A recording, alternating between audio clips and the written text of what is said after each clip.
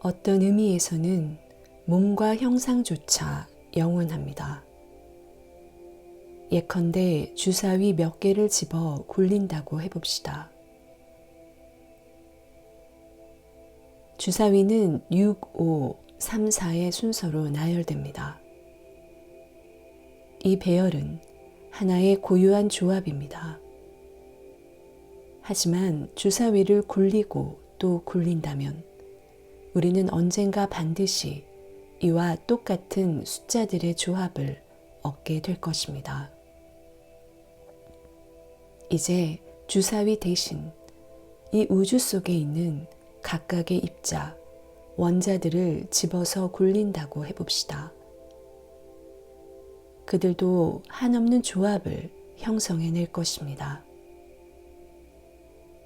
지금 여기에 유리잔, 탁자, 물주전자 등의 형상이 배열되어 있습니다. 당신 앞에 있는 이 모든 형상들이 하나의 조합입니다. 이 조합은 곧 무너져 버릴 것입니다. 하지만 언젠가는 이와 완벽하게 똑같은 조합이 다시 발생하는 순간이 올 것입니다.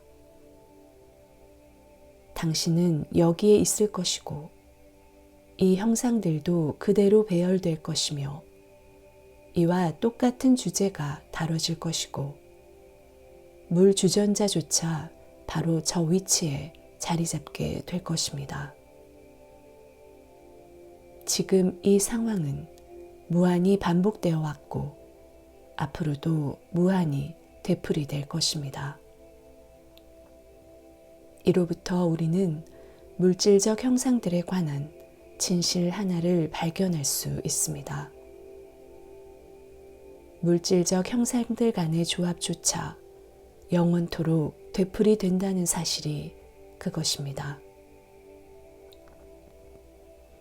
이 이론을 바탕으로 하면 매우 흥미로운 현상 하나를 설명해낼 수 있습니다. 여러분 중에는 아마도 다른 사람의 전생을 읽고 미래를 예견하는 자를 본 사람도 있을 것입니다. 그런데 정해진 미래가 없다면 미래를 예견하는 일이 어떻게 가능할까요? 과거 행위의 효과는 미래에 가서 되살아나고 우린 그것이 진실임을 압니다. 시카고에 있는 거대한 관람차를 본 적이 있을 것입니다. 이 관람차에 매달린 작은 객차들은 관람차를 따라 회전하며 규칙적으로 탑승객을 실어 나릅니다. 한 무리의 사람들이 객차에 탑승한 뒤 한 바퀴를 돌고 나오면 다시 새로운 무리의 사람들이 객차에 탑승합니다. 여기서 같이 탑승하는 각 무리는 가장 낮은 동물에서 가장 고차원적 인간에 이르는 생명 전체의 일회적 현현에 해당됩니다. 끝이 없는 자연은 무한한 대관람차와 같고 이때 작은 객차들은 몸과 형상들이라 할 수 있습니다.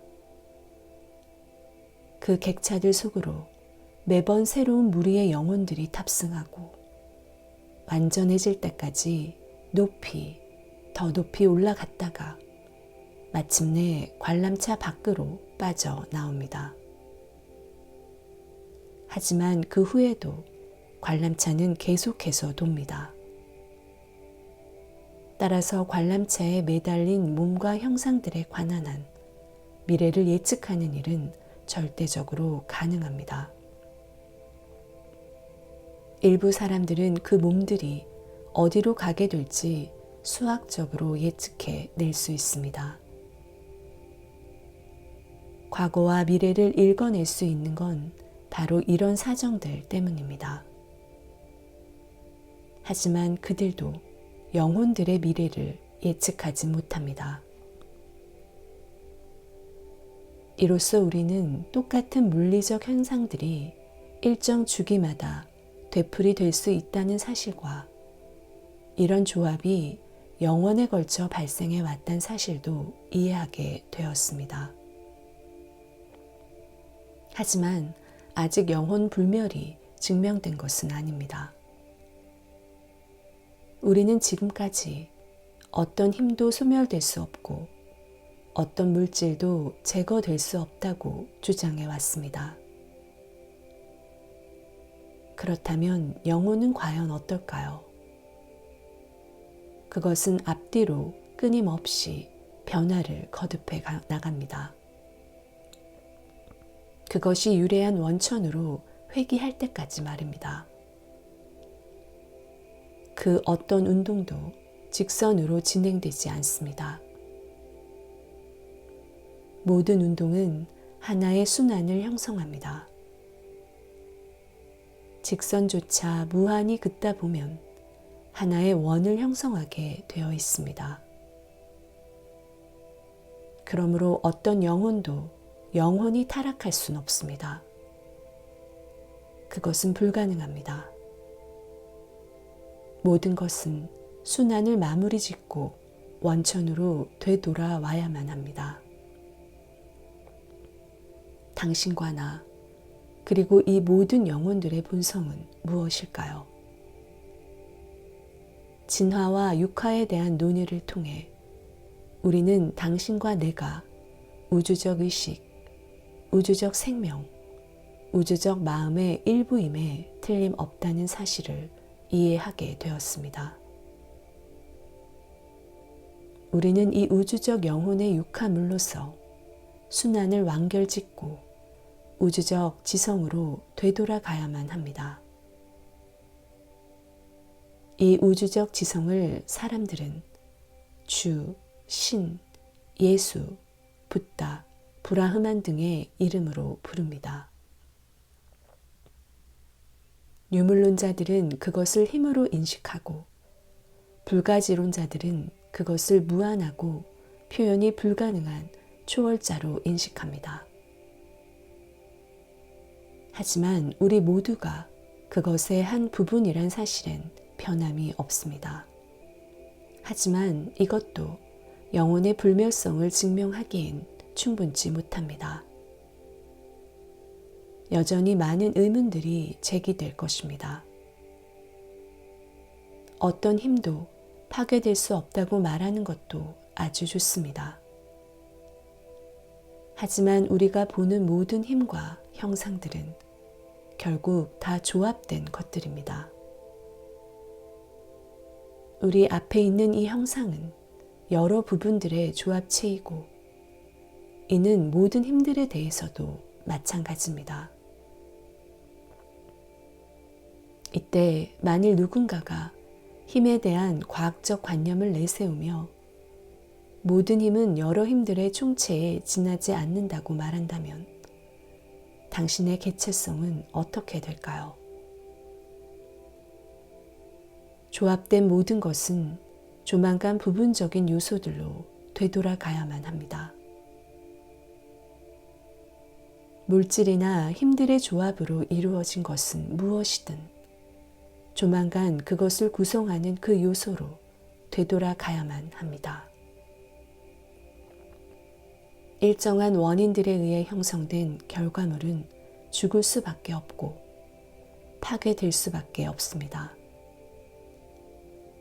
그것은 부서지고 흩어지며 부분의 요소들로 해체되고 말 것입니다. 하지만 영혼은 힘이 아닙니다. 영혼은 생각조차 아닙니다. 그것은 생각의 제조자지만 생각 그 자체는 아닙니다. 그것은 몸의 제조자지만 몸 그 자체는 아닙니다. 몸은 지적이지 않기 때문에 우리는 몸이 영혼일 수 없다는 점을 이해합니다.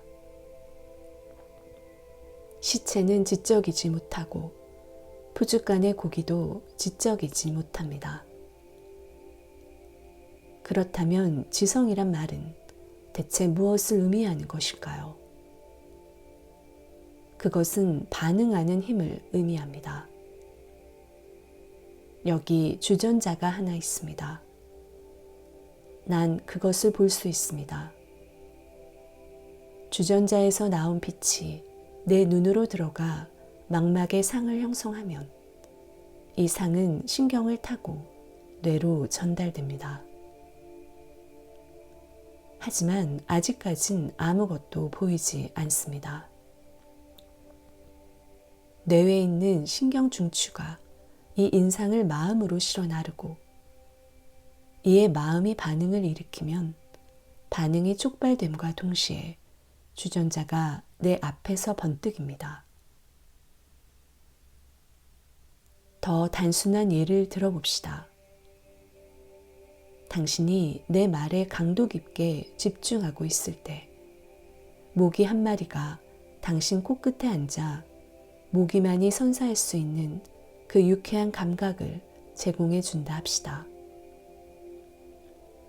하지만 당신은 내 말에 너무 집중한 나머지 그 모기를 조금도 느끼지 못합니다.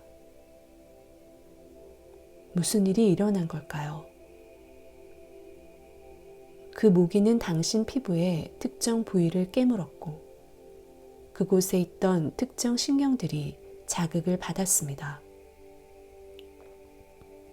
그 신경들은 이 감각을 뇌로 전달해 주었고 이로써 인상의 전달이 완료되었습니다. 하지만 마음은 다른 곳에 몰두한 나머지 아무런 반응도 보이지 않았습니다. 그래서 당신이 모기의 존재를 알아차리지 못한 것입니다.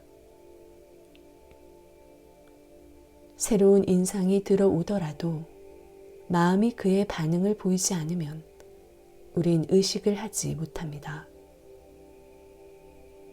하지만 마음이 반응을 보이면 우리는 보고, 느끼고, 들을 수 있게 됩니다.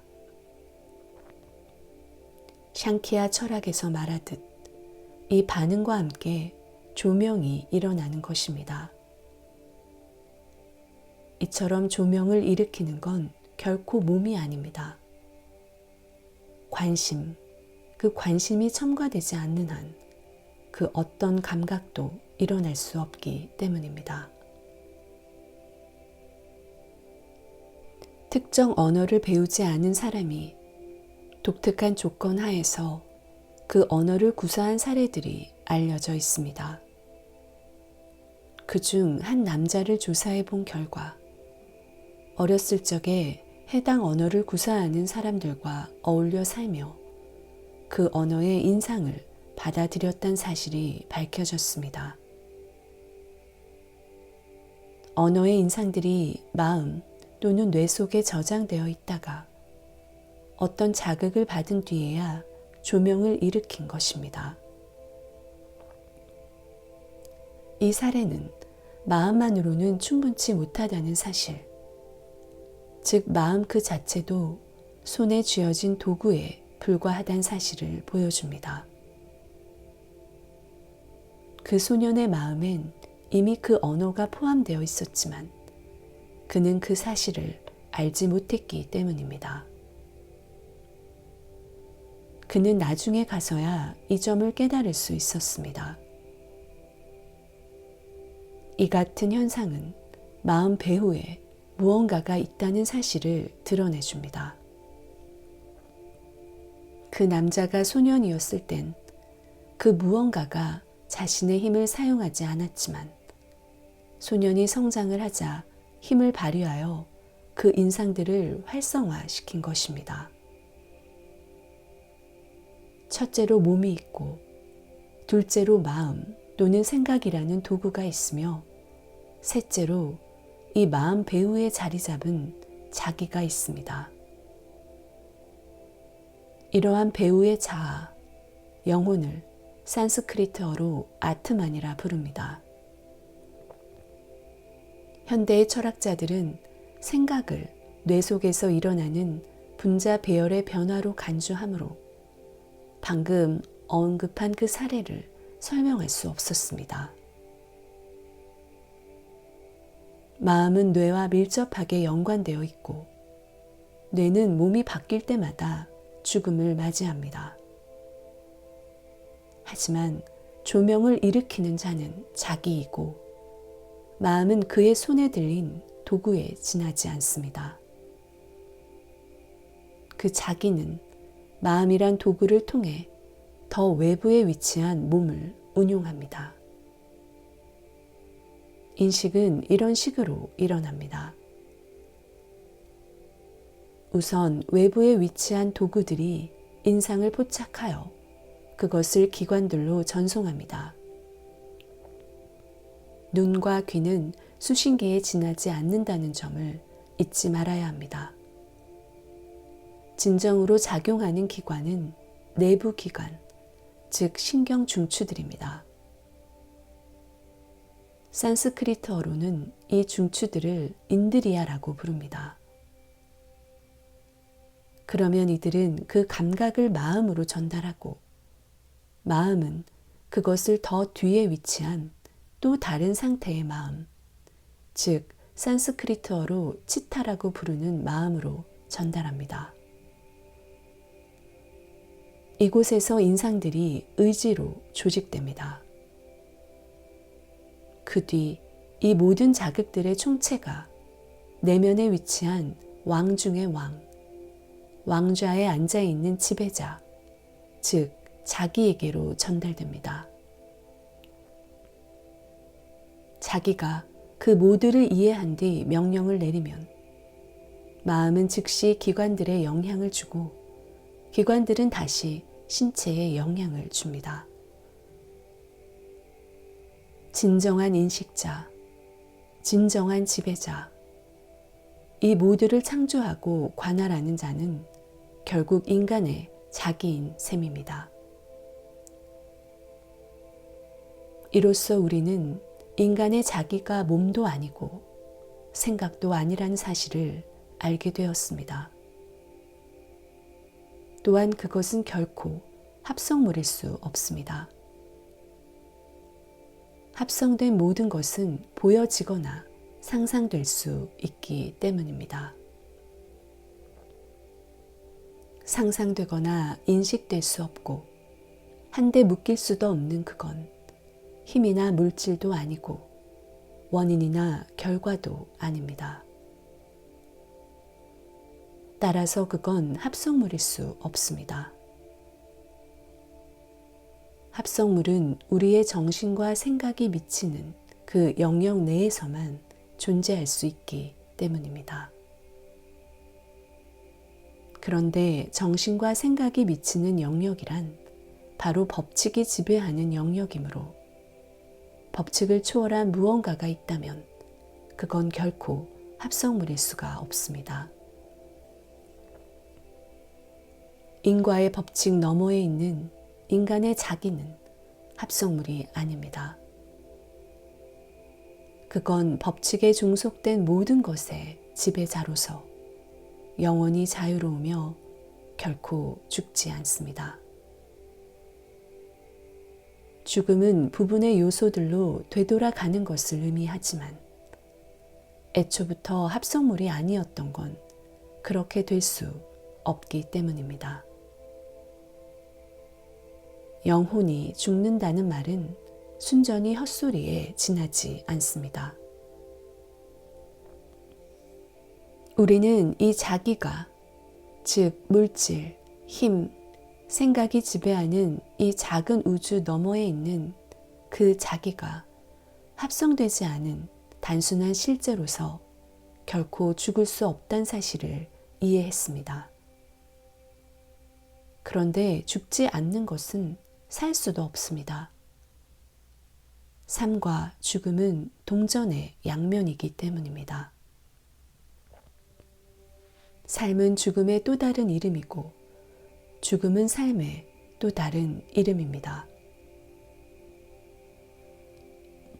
현현의 특정한 양식을 우리는 삶이라고 부르지만 그 동일한 실체가 다르게 현현하면 우린 그것을 죽음이라 부릅니다. 높이 솟아오른 파도가 삶이라면 움푹 파인 파도는 죽음인 셈입니다. 따라서 죽음을 넘어서 무언가가 있다면 그건 삶까지도 함께 넘어서 있을 수밖에 없습니다. 여러분에게 첫 번째 결론을 환기시키고자 합니다. 인간의 영혼이 우주적 힘, 즉 신의 일부를 이룬다는 것이 우리의 첫 번째 결론이었습니다. 이제 우린 그것이 삶과 죽음을 넘어서 있다는 점을 발견했습니다. 따라서 당신은 태어난 적도 없고 앞으로 죽지도 않을 것입니다. 그렇다면 우리 주변에서 목격되는 이 탄생과 죽음들은 대체 무엇일까요? 그런 것들은 오직 몸에만 속합니다. 영혼은 모든 곳에 편재하기 때문입니다. 어쩌면 당신은 이렇게 물을지 모릅니다. 그게 어떻게 가능하죠? 여기 수많은 사람들이 앉아 있는데 당신은 영혼이 모든 곳에 편재한다고 말하고 있습니다. 그렇다면 나는 이렇게 되물을 것입니다. 자연의 법칙을 넘어선 것, 인과의 법칙을 넘어선 그것을 대체 무엇이 제한할 수 있겠습니까? 눈앞에 보이는 이 유리잔은 제한되어 있으므로 그것은 편재하지 않습니다. 주변의 물질들이 이 형상을 강요하면서 확장을 허용치 않기 때문입니다. 그것은 주변을 둘러싼 모든 것들에 의해 조건 지어져 있고 따라서 제한되어 있습니다. 하지만 법칙을 넘어선 그것이, 그 어떤 것에 의해서도 작용받지 않는 그것이 대체 어떻게 제한될 수 있겠습니까? 그것은 편재할 수밖에 없습니다. 당신은 이 우주 전역에 걸쳐 존재하는 것입니다. 그렇다면 나는 태어났다, 난 죽을 것이다 같은 생각들은 무엇일까요? 그것은 무지의 언어로서 두뇌에 일어난 창란에 지나지 않습니다. 당신은 태어나지 않았고 따라서 죽지도 않을 것입니다. 당신은 이 세상에 태어난 적이 없고 앞으로도 태어나지 않을 것이며 윤회하거나 죽지도 않을 것입니다. 오고 간다는 게 대체 무슨 뜻인지 생각해 보십시오. 그 모두가 얄팍한 헛소리에 지나지 않습니다. 당신은 모든 곳에 편재합니다. 탄생과 죽음은 미세한 몸, 당신이 마음이라 부르는 그 섬세한 몸의 변화가 일으킨 환각에 지나지 않습니다. 오고 가는 건 바로 그것입니다. 하지만 그건 하늘 앞을 지나가는 작은 구름 조각에 불과합니다. 그건 움직이면서 하늘 자체가 움직인다는 환상을 창조해내기도 합니다. 당신은 가끔씩 달을 스치는 구름을 보면서 달이 움직이는 것 같은 인상을 받습니다. 기차에 타고 있을 땐 땅이 날아가는 것처럼 보이고 배에 타고 있을 때는 물이 움직이는 것처럼 느껴집니다. 하지만 사실 당신은 가지도 오지도 않으며 태어난 적도 없고 죽지도 않을 겁니다. 당신은 무한하고 영원히 현존하며 모든 인과의 법칙을 넘어서 있고 영원히 자유롭습니다. 태어나지도 않았는데 어떻게 죽을 수 있나요? 그런 생각은 부적절하며 완벽한 헛소리입니다. 우리가 그 모든 법칙을 넘어서 있다면 우리는 모든 것을 아는 존재, 영원히 축복받은 존재임에 틀림없습니다. 모든 지식과 힘, 축복이 우리 안에 내재되어 있음에 틀림없습니다. 이 사실엔 의심의 여지가 없습니다. 당신은 모든 곳에 존재하고 모든 것을 아는 존재입니다. 하지만 모든 곳에 존재하는 그런 존재가 여럿일 수 있을까요? 편재하는 존재들이 수백 수천만 이상 존재할 수 있을까요? 물론 불가능합니다. 그렇다면 여기 있는 우리는 무엇이란 말일까요? 이 모두가 사실은 하나입니다. 그런 자기는 오직 하나뿐이고 그 하나의 자기가 바로 당신입니다. 우리가 영혼이라 부르는 그것은 자연의 배후에 서 있습니다. 그 존재는 오직 하나뿐입니다. 모든 곳에 존재하고 모든 것을 알며 태어나지도 죽지도 않는 그것, 영원한 지복인 그것은 오직 하나뿐입니다. 그의 힘으로 하늘이 펼쳐지고 그의 힘으로 대기가 숨을 쉬며 그의 힘으로 태양이 빛을 발하고 그의 힘으로 모든 존재가 생명을 얻습니다. 그는 자연의 내재한 실제이고 당신 영혼 배후의 영혼입니다. 아니, 그 이상입니다. 당신이 바로 그이며 당신과 그는 하나입니다. 둘이 있는 곳엔 어디든 불안이 있고 위험이 있으며 갈등이 있고 투쟁이 있습니다. 하지만 모두가 하나라면 미워하고 반목할 사람이 어디 있겠습니까? 모든 것이 그라면 대체 누구하고 싸울 수 있겠습니까? 일체성은 삶의 진정한 본성을 설명해주고 존재의 진정한 본질을 해명해줍니다. 이것이 완벽이고 이것이 신입니다. 따라서 분리된 다수성을 본다면 당신은 여전히 미혹된 것입니다.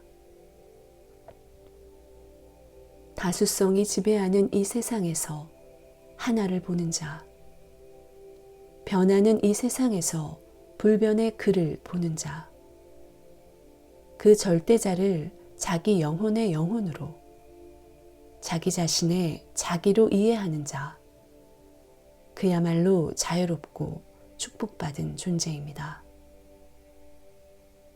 그러므로 그대가 그임을 알고 그대가 신임을 아십시오.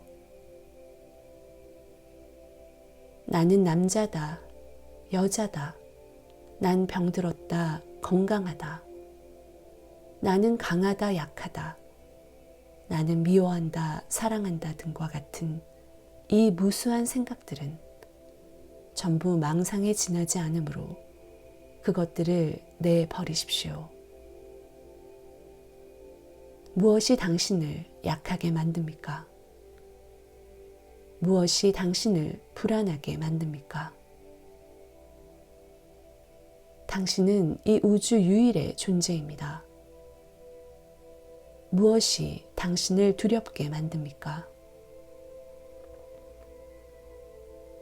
그러니 일어서서 자유를 누리며 당신을 약하게 만드는 모든 생각과 말들이 이 세상의 유일한 악임을 아십시오. 인간을 나약하고 불안하게 만드는 모든 것들이 바로 유일한 악입니다. 그것들을 피하십시오. 대체 무엇이 당신을 불안에 떨게 할 수 있겠습니까?